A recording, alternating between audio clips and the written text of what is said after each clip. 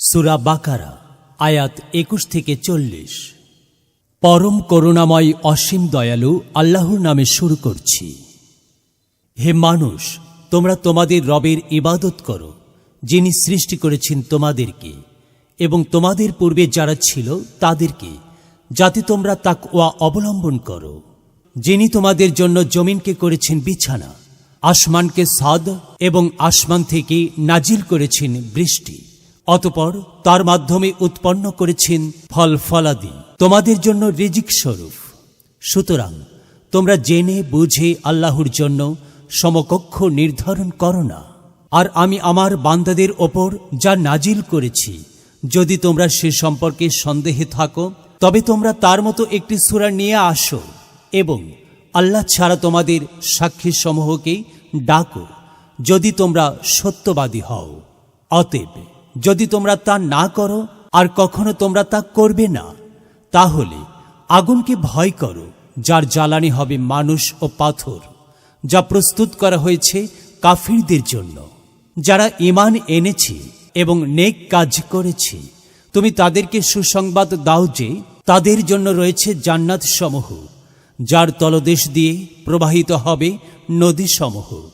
যখনই তাদেরকে জান্নাত থেকে কোনো ফল খেতে দেওয়া হবে, তারা বলবে, এটাই তো পূর্বে আমাদেরকে খেতে দেওয়া হয়েছিল। আর তাদেরকে তা দেওয়া হবে সাদৃশ্যপূর্ণ করে, এবং তাদের জন্য তাতে থাকবে পবিত্র স্ত্রীগণ, এবং তারা সেখানে হবে স্থায়ী। নিশ্চয় আল্লাহ মাসি কিংবা তার চেয়েও ছোট কিছুর উপমা দিয়ে লজ্জা করেন না। সুতরাং যারা ঈমান এনেছে তারা জানে নিশ্চয় তা তাদের রবের পক্ষ থেকে সত্য।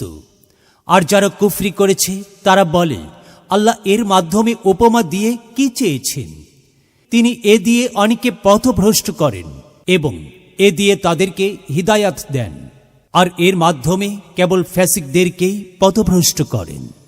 যারা আল্লাহর দৃঢ়কৃত অঙ্গীকার ভঙ্গ করে এবং আল্লাহ যা জোড়া লাগানোর নির্দেশ দিয়েছেন তা ছিন্ন করে এবং জমিনে ফ্যাসাদ করে, তারাই ক্ষতিগ্রস্ত।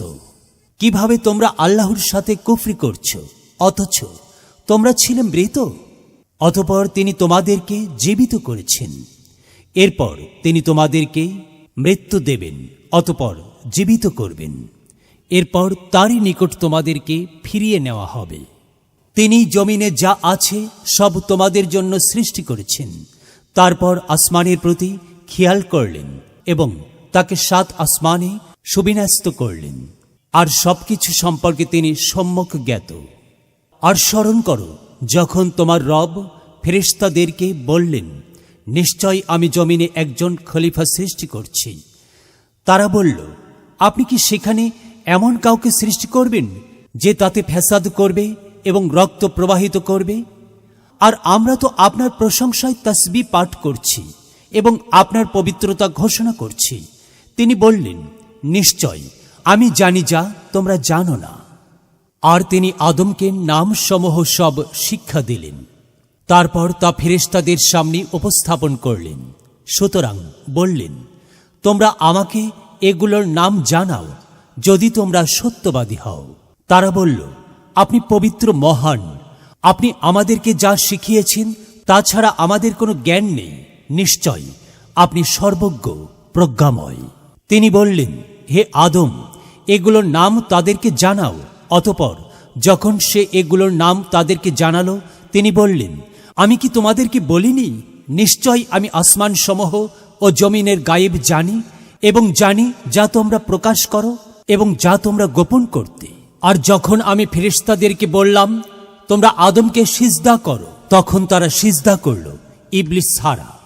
সে অস্বীকার করল এবং অহংকার করল, আর সে হলো কাফিরদের অন্তর্ভুক্ত।